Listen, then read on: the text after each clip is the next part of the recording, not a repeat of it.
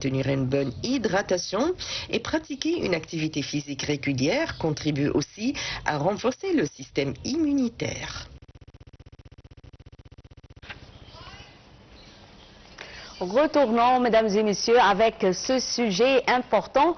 Alors, c'est l'arrivée de l'hiver et la baisse des températures. Alors, on voit que plusieurs questions se posent sur l'impact du froid sur la santé humaine. Alors, j'ai le plaisir d'avoir avec moi en ligne actuellement Docteur Reda Amine, mais on va la retrouver puisque nous sommes en train de parler du froid et de la baisse des températures. Eh bien, on va voir pourquoi observe-t-on une hausse des cas de rhume et de grippe chaque fois que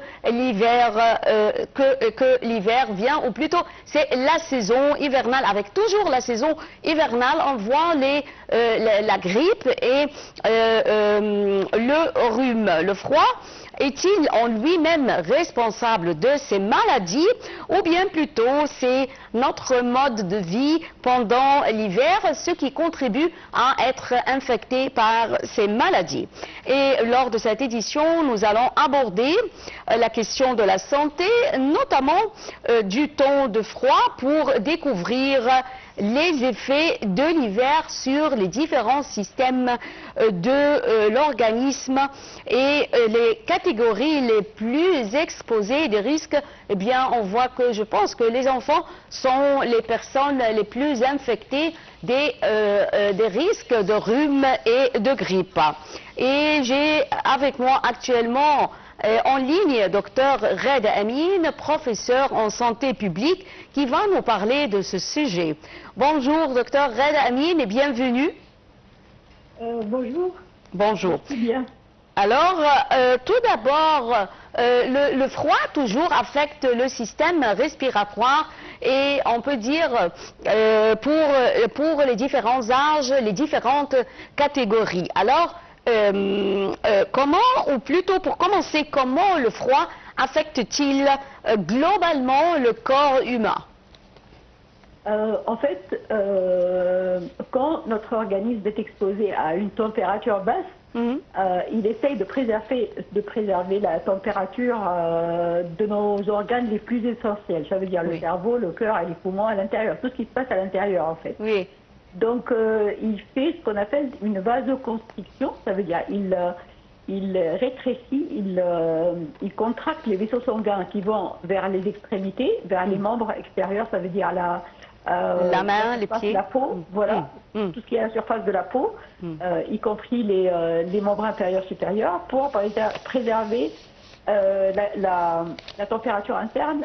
Mais il peut aussi, en cas de froid brutal, extrême, on peut avoir aussi des frissons. Donc les frissons, ce sont des contractions musculaires pour pouvoir produire un peu d'énergie. Oui. Oui, alors j'ai compris pourquoi parfois on sent avec les températures baissent ce frigidalement que vous étiez en train de mentionner.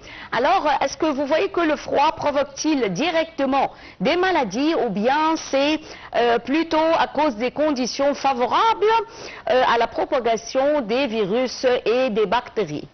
Quelle est la cause essentielle? C'est le froid ou bien la saison et les virus qui se trouvent pendant ce temps?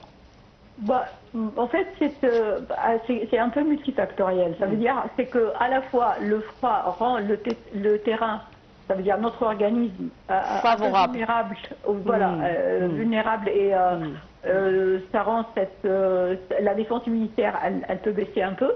Et d'autre part, le mode de vie pendant les saisons froides, ça veut dire on ferme un peu les fenêtres, on s'hydrate moins bien, ça veut dire le renouvellement d'air et tout ça, c'est pas assuré. Donc c'est un peu les deux à la fois, le froid et la réaction de notre organisme au froid, la sécheresse des voies respiratoires et la vasoconstriction. Tout ça, ça fait que nos barrières externes sont affaiblies contre les bactéries et virus. Oui. Mais en même temps, c'est aussi dans quand on va dans un moyen de transport, quand on est dans une salle où il y a trop de monde, tout est fermé et il n'y a pas une bonne aération, ce qui permet le transfert d'agents pathogènes, que ce soit bactéries ou virus, entre les gens. Oui.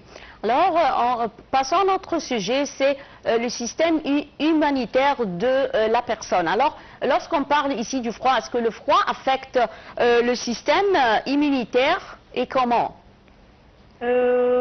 En fait, il est légèrement affaibli, oui, pendant le froid, parce que, comme on a dit, il y a des barrières naturelles qui doivent exister, comme la sécrétion des mucus, par exemple, sur notre système respiratoire. Le froid et la sécheresse de l'air frais, ça rend les organes un peu moins protégés par le mucus, c'est sec. Donc tout ce qui peut entrer va pénétrer très facilement dans notre organisme, comme bactéries, virus. Aussi, la base de constriction, au niveau de la peau, au niveau des organes, ça rend que le sang ne va pas assez d'une manière assez jusqu'au bout correcte, dans ces organes-là. C'est pourquoi parfois on porte les gants.